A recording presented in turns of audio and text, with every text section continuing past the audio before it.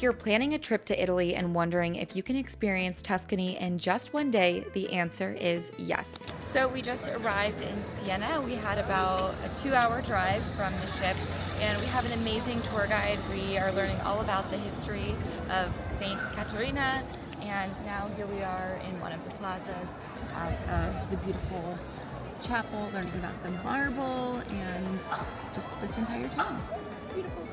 Whether you're coming from the port in Livorno like we did on our Ritz-Carlton cruise or coming from nearby cities, these medieval towns are closer than you think. This is what a perfect day trip through Siena and San Gimignano actually looks like. I'm Sarah Trott, former broadcast journalist, storyteller, and world traveler with 30 countries and counting.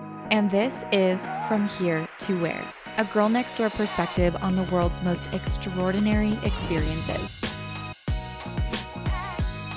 From 5-star hotels to once-in-a-lifetime destinations, to honest reviews, hidden gems, unforgettable meals, and the little moments that make a trip truly special. Because the best trips don't just take you somewhere beautiful, they change the way you see the world. One of the things the Ritz-Carlton Yacht Collection does really well is making their off-yacht experiences feel very effortless. From the moment you step off the ship, everything is handled, private transport, the guys holding up the sign with your name on it, curated itinerary, expert guides, and a personalized tour experience. Like most of the excursions through the Ritz, it does come at a premium. I'll tell you the cost at the end. I'm still cringing about it. But the ease and especially the quality of our tour guide really elevated the experience. From Livorno, it's about an hour and a half to 2 hours inland, and the drive itself feels cinematic and is just part of the experience. Cypress-lined roads, soft green hills, golden light, it's that dream version of Tuscany you see in movies. Our first stop was Siena. It's a medieval city and a UNESCO World Heritage Site known for its deep history, Gothic architecture, and one of the most unique city centers in Italy, Piazza del Campo. This is an iconic shell-shaped square where the famous Palio horse race takes place. And this is not just a race, it's a centuries-old tradition where different districts or contrade compete. The rivalries are super intense, deeply rooted, and still very much alive to this day. The Palio draws global attention, celebrity spectators, sold-out viewing spots, and some of the most expensive tickets in Italy. There's a real sense of pride and identity tied to each neighborhood here, and Siena is also deeply tied to religion and spirituality. The Siena Cathedral, the Duomo di Siena, is one of the most striking churches in Italy, with intricate marble detailing and dramatic interiors that feel almost overwhelming in scale and beauty. It's truly unbelievable to see something like this in the middle of nowhere in Tuscany. Absolutely beautiful just to consider the history and time it took to create something as beautiful as these churches. And this is also the home of Saint Catherine of Siena, one of Italy's most important religious figures, a mystic and influential voice of the Catholic Church. Her presence is still felt throughout the city, adding another layer of depth to the experience. Siena feels grounded, historic, and layered, less polished, more authentic, and not super touristy as it is in Florence or some of the bigger cities. So what do we think of Siena? This is both of our first times here. So insider take, I've never heard of Siena before. I truly like it more than Florence. Way less crowded, very, very authentic, and really cool religious just background and history throughout. What do you say? Yeah, I think Siena just feels so authentic. I mean, the tourists here, not as busy as it is in Florence or Rome, and also just the architecture and the history holds straight from the Renaissance medieval times. Then from Siena, we drove about 45 minutes deeper into the Tuscan countryside to a town that feels like you just walked into a postcard. So we have arrived in San Gimignano. I can't even say it. How do you say it? Siena with a C or San Gimignano with a ñ. San Gimignano. You say it. Sam Gimignano. No. How do you say it? Come on, say it. Sam Gimignano.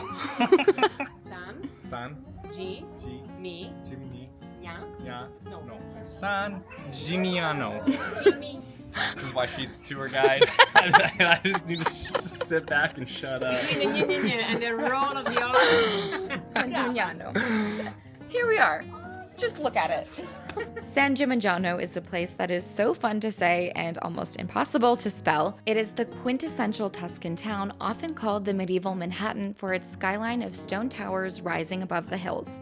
And seeing it in person is even more surreal. It's smaller than Siena, a bit quieter, and incredibly charming. Every corner feels curated where it looks like you're on a movie set. Stone streets, open views, golden light, it's constant visual inspiration. This is also where you'll find Gelateria Dondoli, one of the most famous gelato spots in Italy. Apparently it won all sorts of awards. There's always a line out the door, and while it's definitely good, I wouldn't say it's dramatically different from any other gelato you'll find throughout Italy. Got a 20-minute wait for some gelato. Cheers.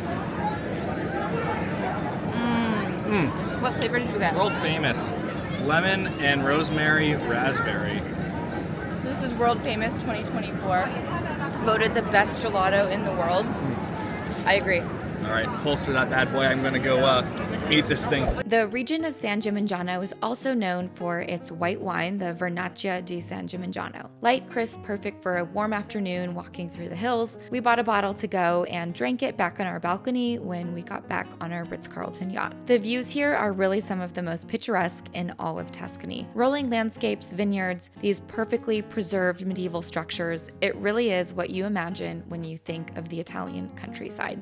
Experiencing Tuscany through the Ritz-Carlton made everything seamless. You don't have to think about logistics, timing, or planning. It's all handled for you, but it is expensive. We paid nearly $2,000 per person for this all-day excursion. That includes transportation, the tour guide. And could we have planned this ourselves and done it way cheaper? 1000%. But it really comes down to what you value, ease, and curation. Again, we thought when in Rome, or better yet, when in San Gimignano, let's just go for it. Let's have the Ritz coordinate all of this. So in closing, if you have one day in Tuscany from the port or from Pisa or Florence, this is a beautiful way to do it. Two completely different towns, rich in history, surrounded by some of the most iconic landscapes in Italy. And if you're curious what the full Ritz-Carlton cruise experience is really like, from the suites to the excursions to whether it's actually worth it, I break everything down in my full review linked below. We'll see you there.